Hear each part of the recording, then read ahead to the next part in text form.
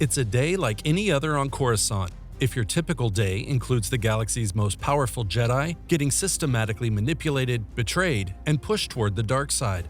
Yep, we're talking about Anakin Skywalker, the Jedi Council, Padmé Amidala, and of course, everyone's favorite Sith manipulator, Palpatine. Buckle up, folks, because this is the story of how one bad day can doom an entire galaxy.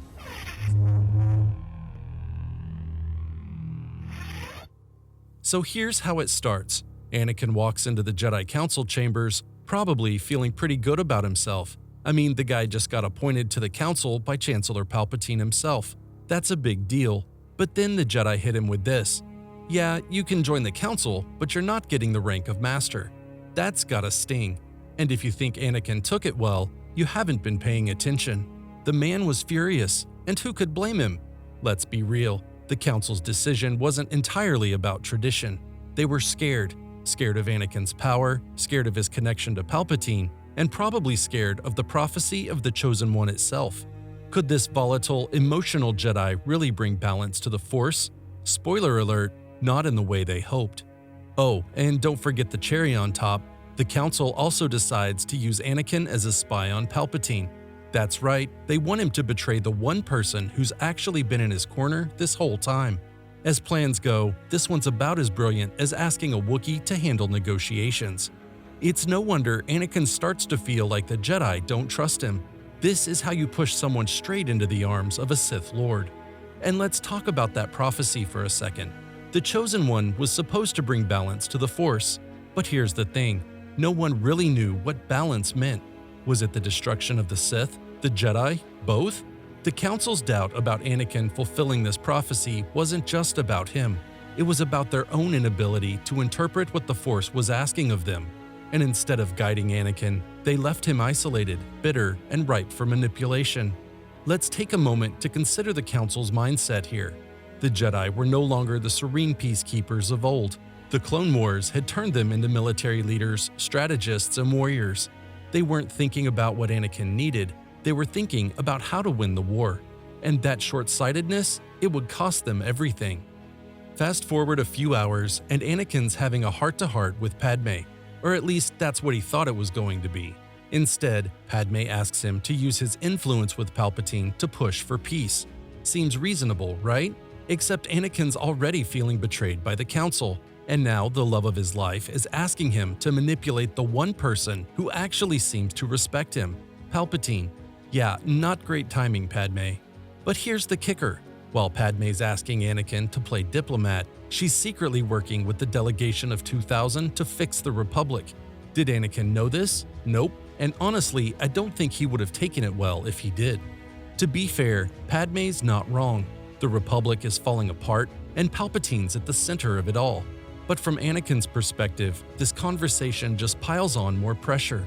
He's supposed to save the Republic, protect Padme, and now he's getting dragged into political games he wants no part of. The guy's already juggling lightsabers here, and Padme just handed him another one. Let's dig deeper into Padme's perspective for a moment. She's not just a senator, she's someone who's seen the Republic's corruption up close since her time as Queen of Naboo. Her plea to Anakin wasn't about politics, it was about her hope for a galaxy free from tyranny. But here's where the tragedy lies.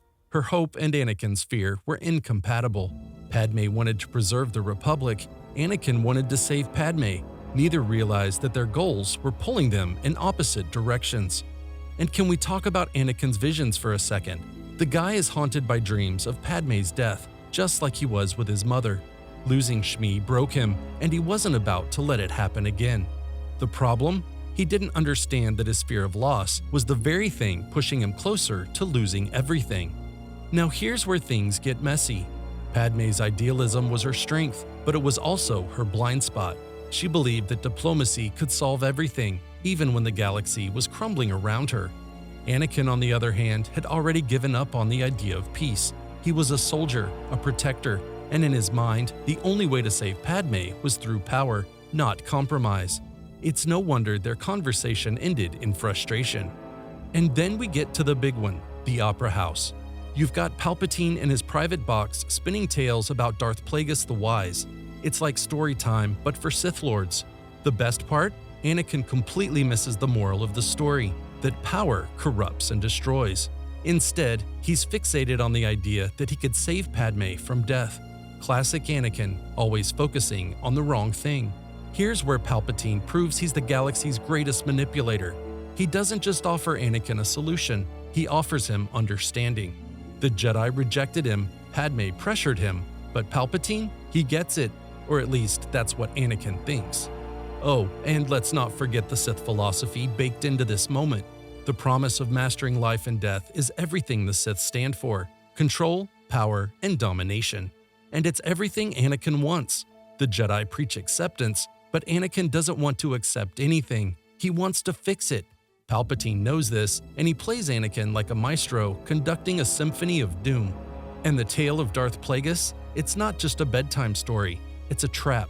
Palpatine knows exactly what Anakin fears most, and he dangles the ultimate carrot in front of him: the power to prevent death. It's a twisted echo of the Jedi's failure to save Shmi, and Palpatine uses it to turn Anakin's greatest trauma into a weapon. Let's break this down a little more. Palpatine wasn't just feeding Anakin's desperation, he was feeding his ego.